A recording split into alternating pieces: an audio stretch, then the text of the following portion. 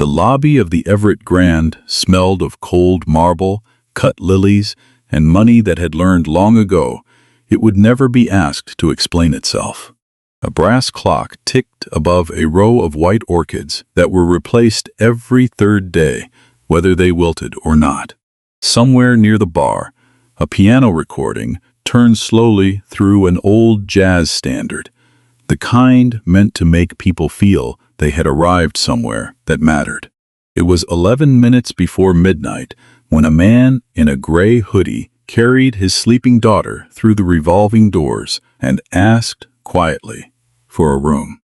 He did not ask for much. One night, 2 guests, nothing special. The clerk behind the long mahogany desk looked at him once, and something in the young man's face rearranged itself. Not into cruelty, into a decision. He looked at the worn jeans, at the child asleep on the man's shoulder, with one small hand wrapped around a stuffed rabbit.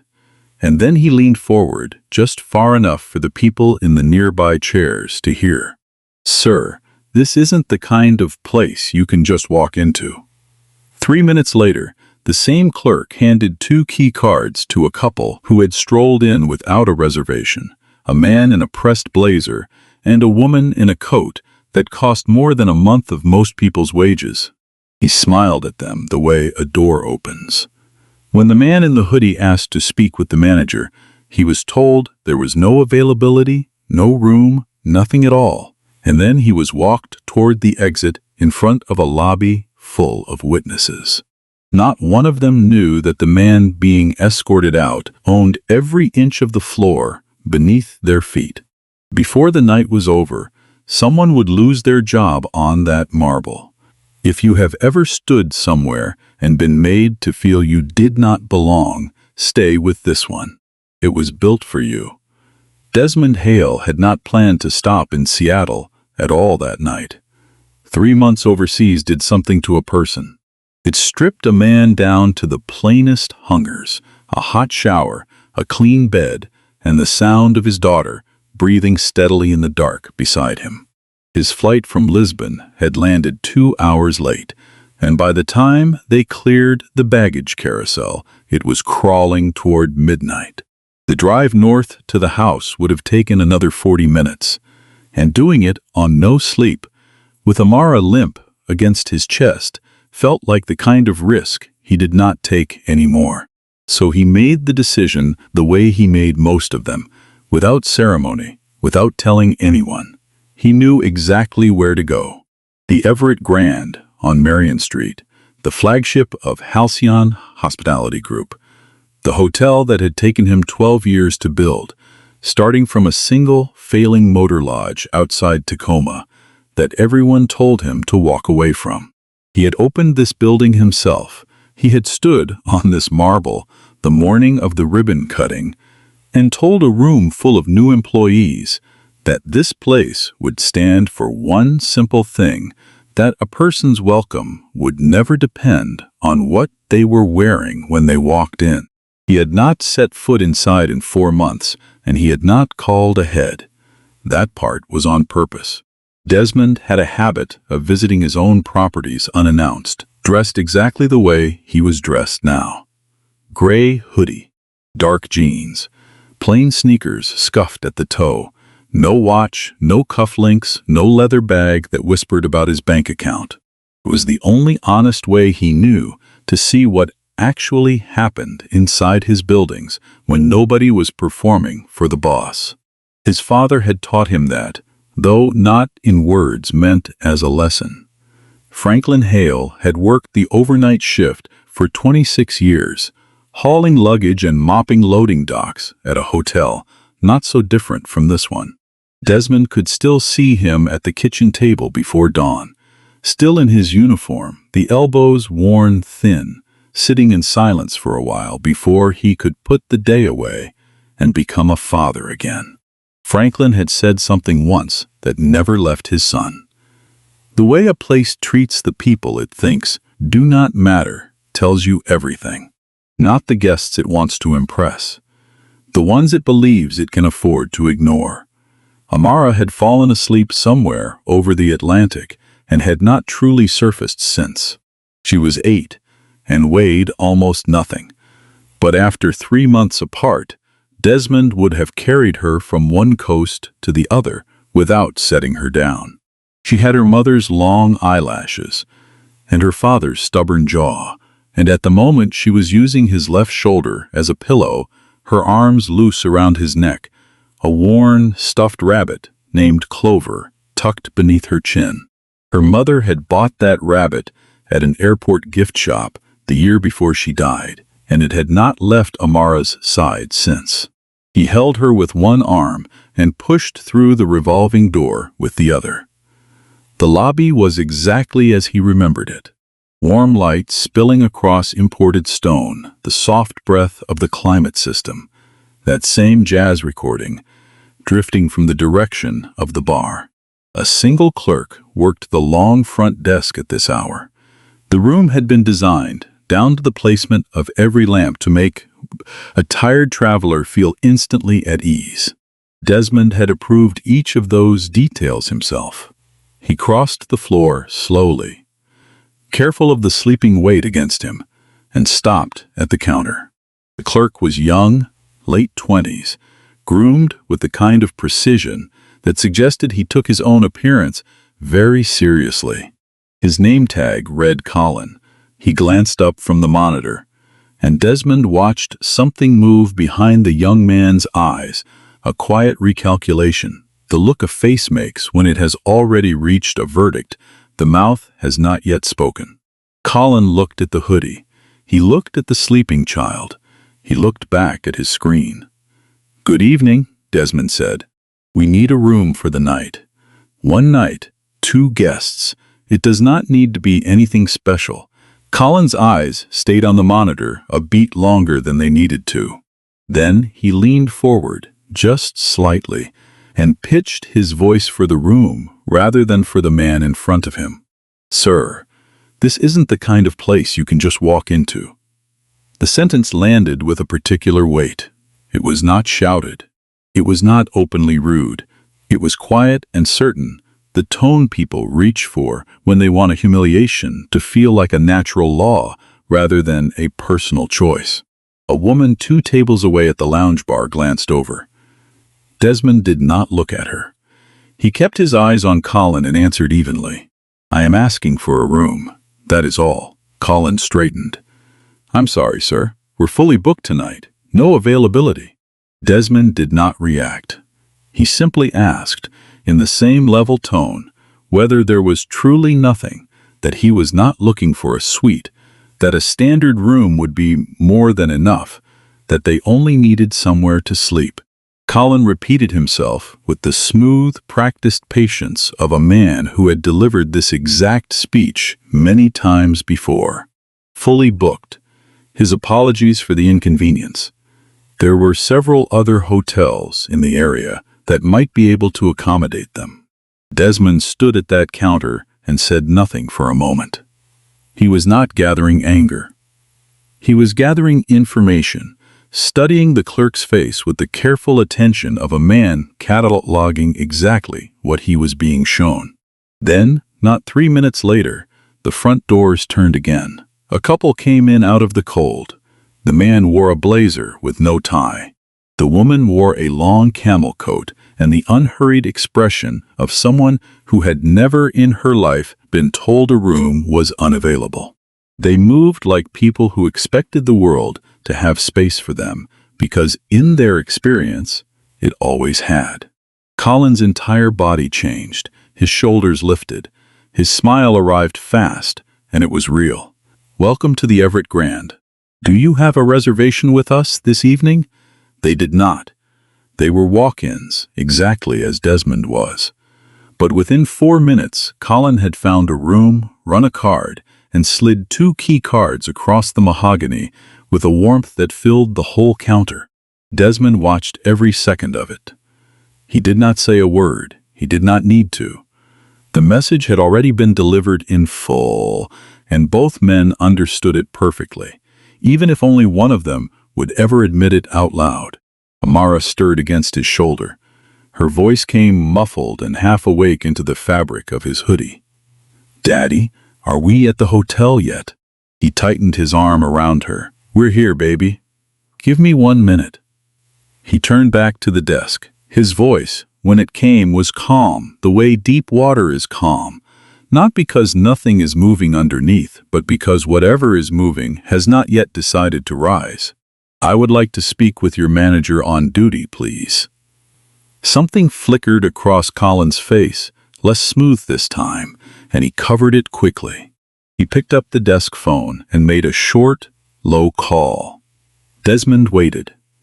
He let his eyes travel the lobby, over the guests folded into the lounge chairs, over the concierge station, where a young woman was arranging papers she had clearly already arranged, her hands slowing as she pretended not to track what was happening at the desk. He took in the soft lamps and the marble, and the jazz still turning near the bar. He had built this place to feel like a shelter.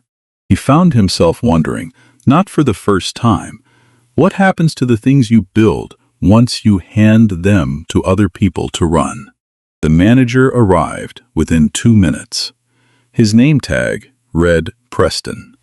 He was somewhere in his late 40s, wearing a full suit at midnight, because in his understanding of the world authority was something you maintained through surfaces. He had plainly been briefed on his way across the floor, because he did not arrive with an open mind. He arrived with a conclusion already in hand. "Sir," Preston said, positioning himself beside Colin, so that the geometry of the room made itself obvious, 2 of them on one side of the counter, Desmond alone on the other, with a sleeping child on his shoulder. "I understand there's been a bit of confusion. My staff has already explained that we simply don't have availability tonight. I'm afraid there's nothing further we can do for you." "There is no confusion," Desmond said. "I watched your clerk book a room for a walk in couple less than 5 minutes after telling me there was nothing available. I am asking you to explain that to me." Preston's expression firmed, the way a position hardens when it is challenged by someone it has already decided to dismiss. "My staff exercised their professional judgment, sir. I stand behind them." Desmond looked at him for a long moment. "Your professional judgment. That's correct." And for a while, Desmond said nothing at all. He was thinking about his father, about 26 years of overnight shifts, and uniforms worn through at the elbows, and the way Franklin used to sit in the dark of the kitchen, tired in a way that had nothing to do with his body. His father had never been bitter about it, not really. What he had handed his son was not resentment, it was clarity. And standing now in the lobby of his own flagship hotel, with his daughter asleep against him, Desmond felt that clarity settle over him, like something solid and familiar. He was not going to reveal himself, not yet. He needed to see how far this would go, and not for the satisfaction of it. If this was happening here, at the property that was supposed to set the standard for every other building with his company's name behind it, then he needed to understand the true shape of the thing before he decided what to do about it. "I would like your full name and your exact title," Desmond said. For the record, Preston gave both without warmth. Desmond noted them the way he noted everything, quietly, completely, without making a performance of it. Then he stepped back from the counter, found a seat in the lounge, settled Amara against his chest, and waited to see what would happen next. He was not finished. He was only beginning. He did not have to wait long. Preston had not returned to wherever managers go at midnight. He had stationed himself near the desk, with his arms crossed, watching Desmond the way a man watches a problem he has decided to remove, but has not yet worked out how. Every few minutes, his eyes crossed the lobby to the chair where Desmond sat with Amara still sleeping, and each time they carried the same message. "You are still here. I would prefer that you were not." Desmond noticed all of it. He noticed Preston lean in and murmur something to Colin that made the younger man straighten. He noticed the concierge, whose name tag read Renata, keeping her eyes on her station while her hands had gone entirely still. He noticed two guests at the bar grow quieter over the last several minutes, their attention drifting toward him without ever fully committing. The lobby had taken on a specific kind of tension, the kind that forms when a room full of people senses that something is wrong and each of them is waiting for someone else to be the first to name it. He had felt this before, not here, not in a building he owned, but in enough rooms, across enough years, to recognize the shape of it the instant it appeared. It was the particular stillness of people who know something unfair is happening and have each decided, for their own private reasons, that it is not their place to speak. He shifted Amara gently against his arm and kept watching. Eventually, Preston made his move. He crossed the floor with the measured stride of a man performing authority rather than exercising it, and stopped a few feet from Desmond's chair, lowering his voice to that discreet register that is engineered to be overheard. "Sir, I've given you some time, and I want to be straightforward. This is a private establishment. We've told you we can't accommodate you tonight, and continuing to occupy the lounge after being informed of that is not something we're prepared to allow." Desmond looked up at him. "I am sitting in a chair in a hotel lobby.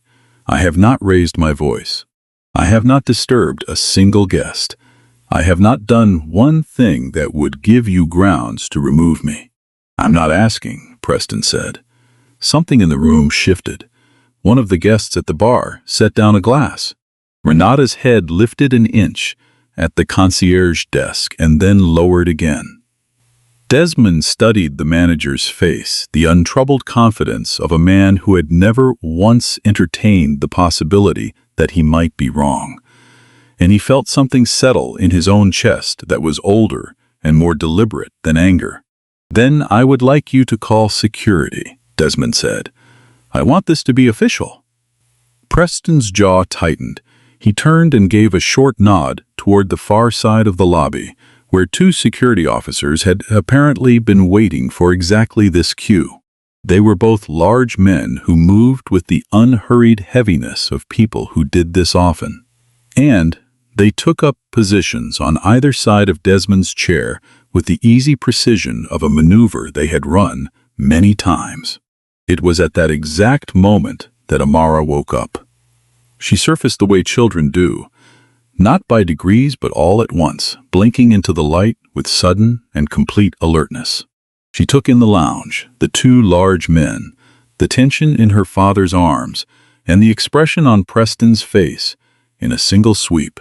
Then she sat up straighter, pulled Clover tight against her chest, looked at the security officers with the frank, unguarded curiosity of a child who has not yet been taught to pretend she does not see what she plainly sees, and turned to Preston. "Why are you making us leave?" she asked. Her voice was clear and unhurried, carrying that quality small voices have in quiet rooms.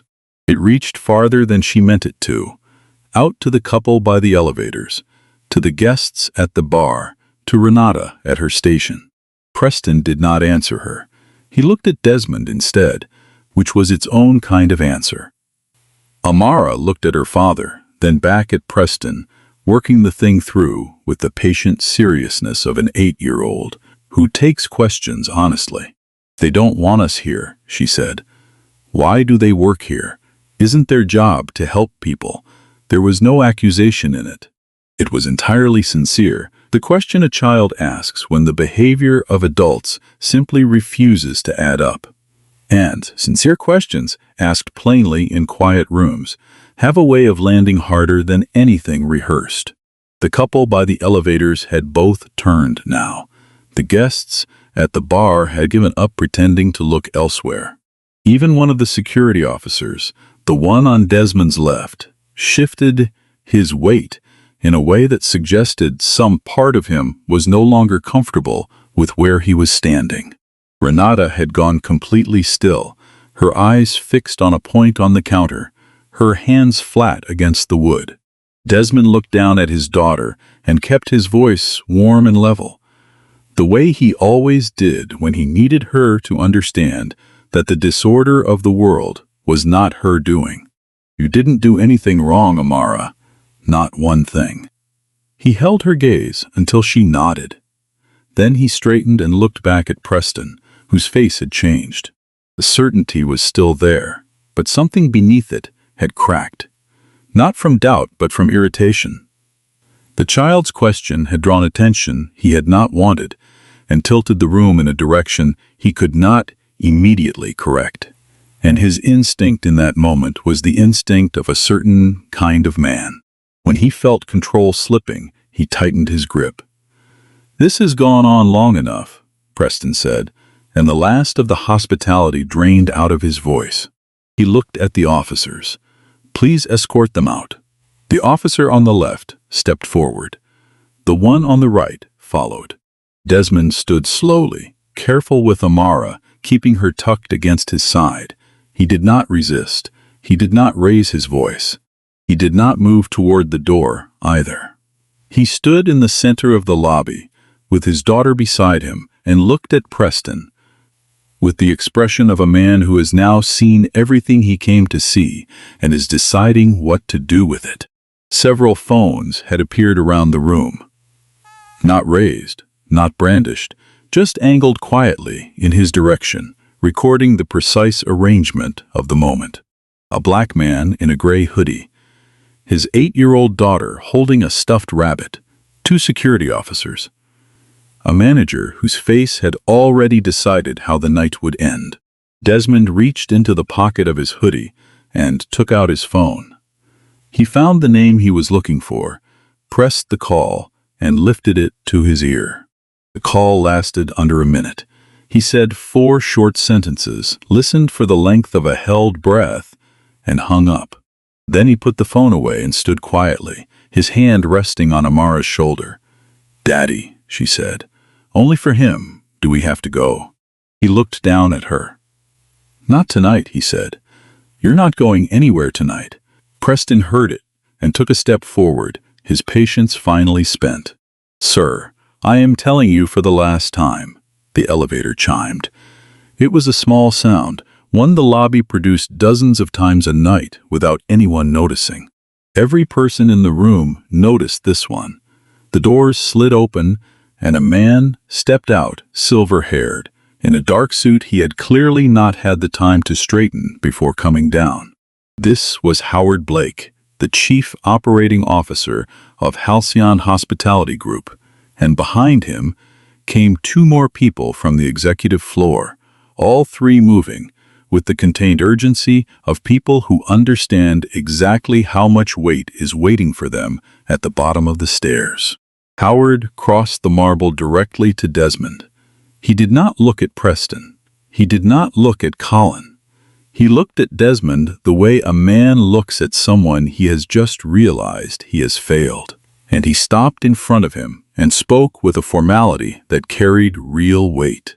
"Mr. Hale, I am sorry you were kept waiting." The lobby went silent. Not the sudden theatrical silence of a film, but the way real rooms empty of sound one piece at a time until nothing is left but a jazz recording near the bar that had become, all at once, completely wrong for the occasion. Howard turned to face the front desk. His voice stayed even, which somehow made it land harder than shouting. "This is Desmond Hale. He is the founder and sole owner of Halcyon Hospitality Group. He owns this hotel. He owns the chairs you are standing beside, the uniforms you are wearing, and the contracts that decide whether either of you works here tomorrow." He let that sit for one full breath. "I want everyone in this room to be very clear about what happened here tonight." Colin had gone the color of the marble counter. Preston had not moved. He stood in the center of the floor with the specific stillness of a man whose entire understanding of a situation has just been rebuilt from the ground up and who has not yet found his footing inside the new version of it. Amara looked up at Howard, then at her father, then back at Howard. She pulled Clover a little tighter and leaned into Desmond's side. "Daddy," she whispered, "you know this man." Desmond looked down at her, and for the first time since they had come through those revolving doors, something in his face let go entirely. He put his arm around her shoulders and drew her close. "Yeah, baby," he said. "I know this man." Nobody moved. That was the thing Desmond noticed most in the seconds after Howard finished speaking.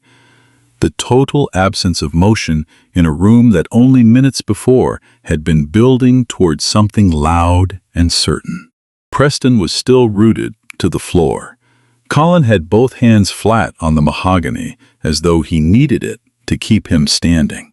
The two officers had stepped back without being told, instinctively putting distance between themselves and a situation that had changed shape beneath them.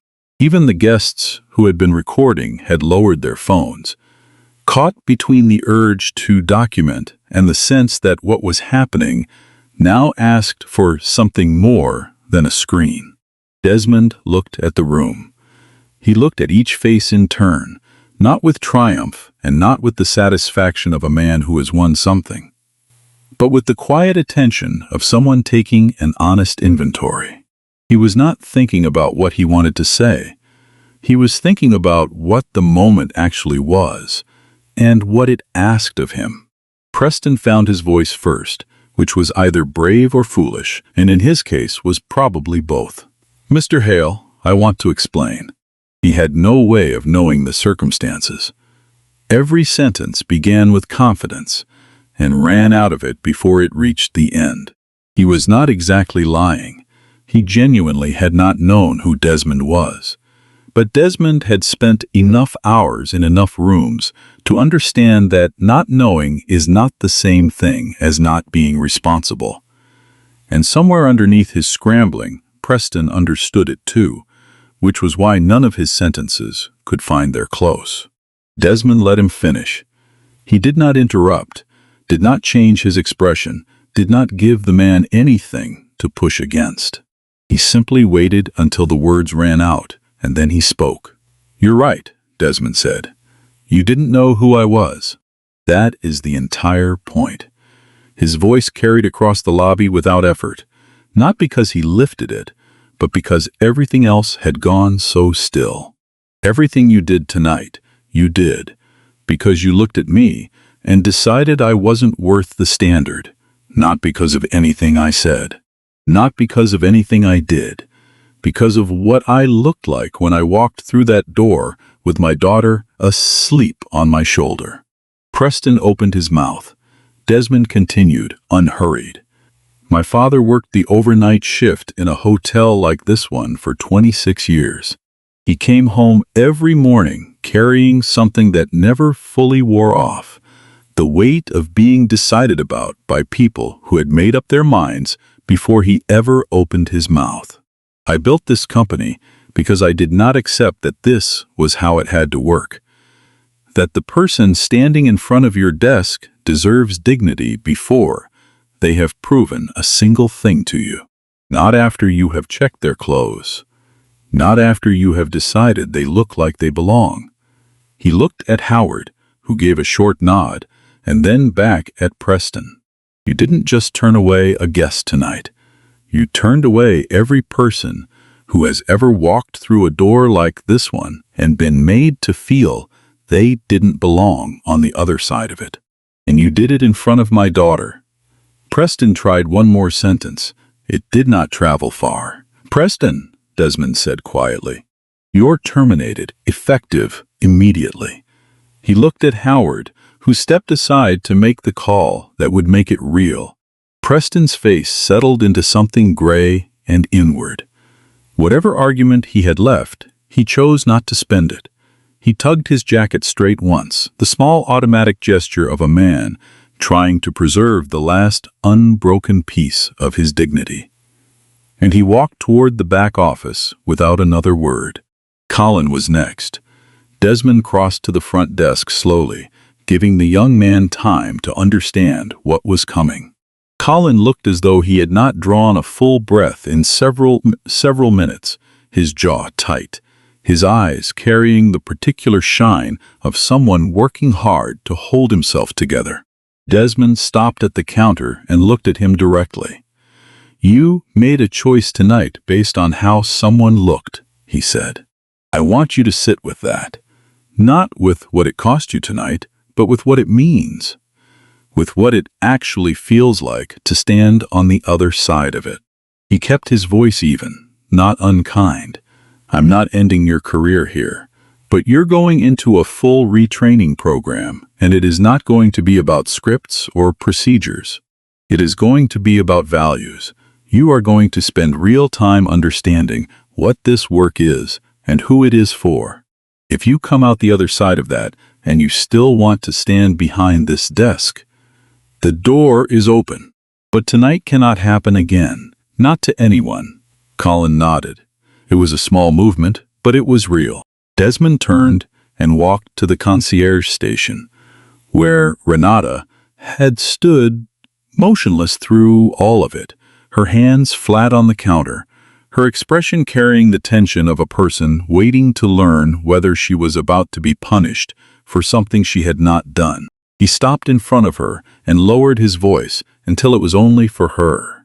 "You saw it," he said. "You knew something was wrong and you couldn't say anything. I understand why. The way this place was run made speaking up nearly impossible, and that is a failure of leadership, not of your character." Renata opened her mouth, and Desmond went on before she could apologize. "But I watched you tonight, the way you tracked every part of it, the way something in you knew exactly where the line was, even when you couldn't cross it. That matters more than you think. Starting tomorrow, you're moving into a supervisory role in guest services, because I need people in positions where they can actually act on what they already know is right." Renata looked at him for a moment, her face moving through several things before it settled somewhere between relief and resolve. "I won't let you down," she said. "I know," Desmond answered simply. He turned back to the room. The guests who remained were watching him openly now. No pretense left, no phones raised. Just people waiting to hear what came next. Desmond spoke without preamble, in the way he had learned to speak when the thing he had to say was the kind that did not improve with decoration. "I have been building hotels for a long time," he said, "and there is exactly one standard I have never been willing to negotiate. Every person who comes through our doors is treated with respect, not based on what they're wearing, not based on what they look like, not based on whether they seem, to someone behind a desk, like they belong in a place like this. Every person, every time, without exception. That is what this company is. If there is anyone here who cannot stand behind that, I would genuinely rather help you find somewhere else to work." Not as a threat, just as the truth of what we are. The room held the words for a moment. And then Amara, who had been standing at her father's side through all of it, Clover tucked under one arm, wearing the grave and focused expression of an 8-year-old determined to understand the world correctly, tugged once on his hand. "Daddy," she said, "can we get our room now? I'm really tired." Something moved through the room, not quite laughter, but the thing that stands next to it, the sound a group of people makes when a long-held tension finally finds somewhere to go. Even Howard pressed his lips together against a smile. Desmond looked down at his daughter, at her earnest face, and her worn rabbit, and her complete, uncomplicated sincerity. And the thing that had been sitting in his chest all night finally shifted. It did not disappear. It just moved into a space that had more room in it.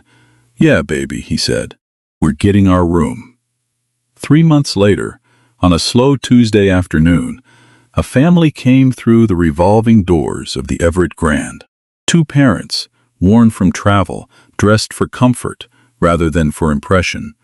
2 small kids trailing behind them. One of the children was dragging an enormous backpack and refusing every offer of help, with the fierce conviction of a child who has decided the matter is one of principle. Renata was on the floor when they came in. She crossed the lobby to meet them before they ever reached the desk, introduced herself by name, and asked how she could make their stay easier. She did not glance at their luggage or their shoes. She looked at them, at the tired eyes and the stubborn child, and she smiled the way people smile when they mean it all the way through. Within 2 minutes, the parents' shoulders had come down. Within 5, even the kid with the backpack had let someone carry it. In the far corner of the lobby, Desmond stood with Amara beside him.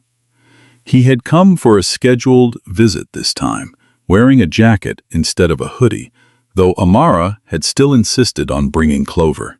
He had been standing there 10 minutes and had not yet announced himself to the floor, because he had wanted to see this first. Just the ordinary work of the place, the everyday version of the thing he had spent his whole life trying to build. Amara watched Renata lead the family toward the desk, watched the 2 kids light up at something Renata said. Then she looked up at her father. "Is that what it's supposed to look like?" she asked. Desmond watched the family settle in, watched the tired parents let out a breath they seemed to have been holding for hours, watched the kid with the backpack finally set it down. "Yeah," he said. "That's exactly what it's supposed to look like." Amara considered this with the quiet thoroughness she brought to most things. Then she nodded once, tucked Clover under her arm, and reached up to take her father's hand. Desmond held it, and the 2 of them stood there together in the corner of the lobby he had built from nothing, watching the place slowly become the thing he had always meant it to be. Every person deserves to be treated with dignity before they prove anything, before they show you what they have, before you decide whether they belong. That is not only good business, that is simply what is right. The hardest part is that it has to be chosen again every single night by whoever happens to be standing at the desk when a tired stranger walks in out of the cold. This story is a work of fiction. Every event, character, conversation, company, institution, and situation in this narrative is entirely imaginary, created for storytelling, and to explore dignity, fairness, courage, and the human cost of prejudice. Nothing here represents actual events or should be read as fact. If this story moved you, take a moment to subscribe, share it with a friend or someone you love, and leave a comment with your own thoughts. Dignity is not a privilege, it is a basic right.